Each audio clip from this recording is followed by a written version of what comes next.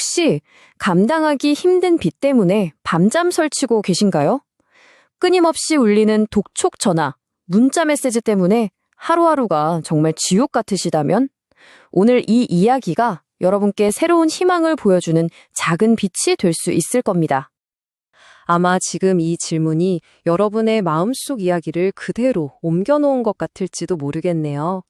하지만요, 여기서 주저앉기엔 아직 너무 이릅니다. 이 모든 걸 합법적으로 리셋할 수 있는 방법이 분명히 있으니까요. 네, 바로 개인회생이라는 제도입니다. 이건 뭐랄까, 나라에서 만들어준 성실하게 살아왔지만 어쩔 수 없는 상황에 처한 분들을 위한 합법적인 재기 발판이라고 생각하시면 돼요. 자, 그럼 조금 더 깊이 들어가 볼까요?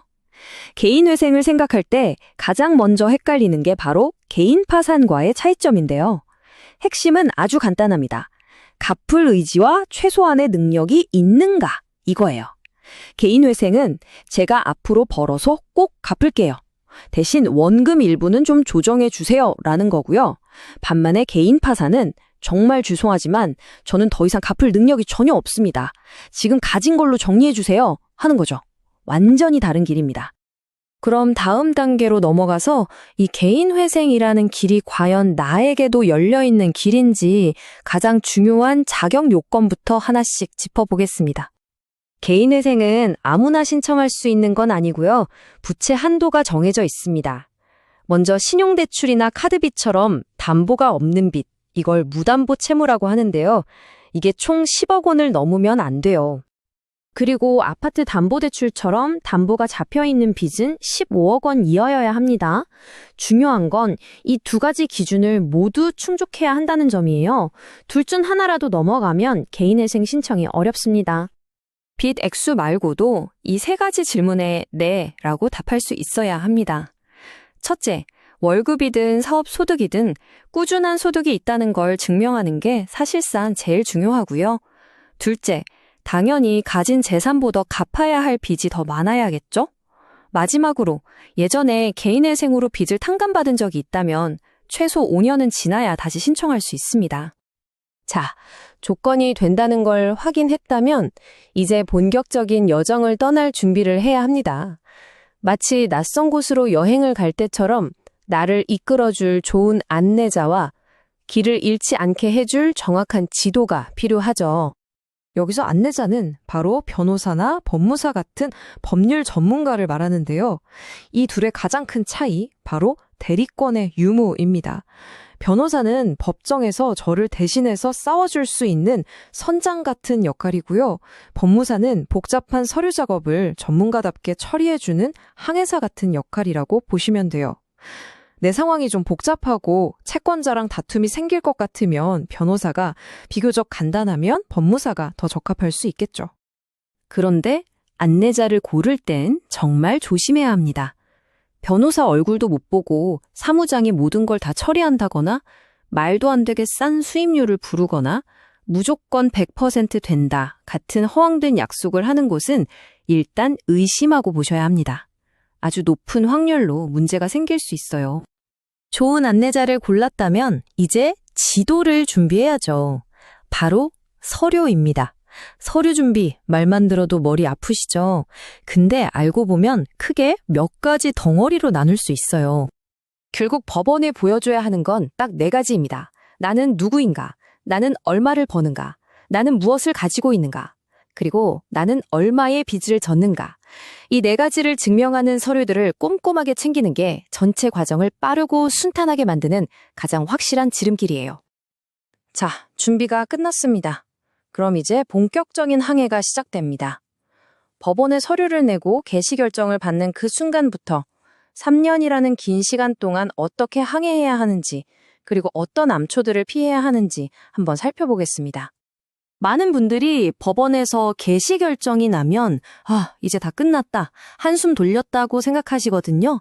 근데 사실은 그 반대입니다. 그건 끝이 아니라 좋아, 일단 기회는 줄게. 앞으로 3년 동안 네가 성실하게 갚을 사람인지 지켜보겠어 하는 시험의 시작을 알리는 신호탄일 뿐이에요. 전체 과정을 보면 이렇습니다. 여기서 다른 건 다 잊어도 이것 하나는 꼭 기억하셔야 해요. 보통 신청하고 3개월 정도 지나면 첫 번째 변제금을 내야 하는데요. 이때 법원에서 아직 돈 낼 계좌번호를 안 알려주는 경우가 많거든요. 그렇다고 돈을 안 모아두면 절대 안 됩니다. 반드시 따로 모아두셔야 해요. 나중에 계좌번호 나오자마자 밀린 몇 달치를 한 번에 내야 하거든요. 그리고 2, 3년 동안은 이 7가지 규칙을 목숨처럼 지켜야 합니다. 이건 법원과의 약속이에요. 약속 어기면 바로 아웃입니다. 특히 이 기간에 몰래 새로운 대출을 받는다거나 갑자기 부모님께 재산을 물려받았는데 신고를 안 한다?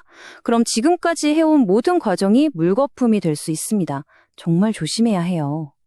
자, 이렇게 3년간의 성실한 항해를 마치면 드디어 목적지에 도착합니다. 그토록 기다리던 면책 결정이죠.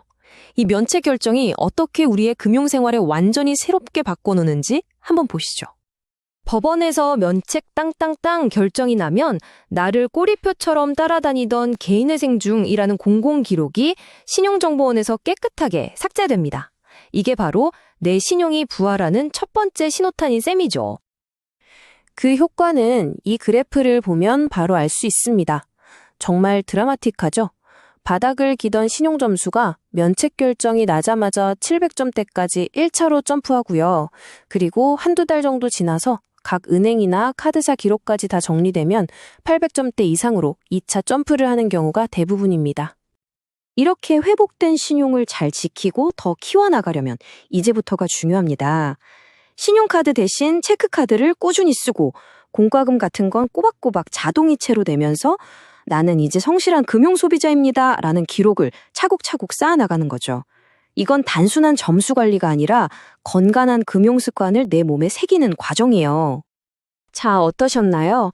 빚의 무게에 짓눌려 첫걸음을 떼는 순간부터 면책을 받고 새로운 미래를 그리는 마지막 단계까지 개인회생이라는 여정의 전체 지도를 함께 살펴봤습니다. 마지막으로 꼭 드리고 싶은 말씀이 있습니다. 모든 사람의 얼굴이 다르듯 빚 문제도 저마다 처한 상황이 전부 다릅니다. 오늘 제가 보여드린 건 전체적인 지도일 뿐이에요. 이 지도를 들고 여러분 각자의 울퉁불퉁한 지형을 안전하게 통과하려면 내 상황을 가장 잘 아는 전문적인 안내자의 조언이 반드시 필요합니다.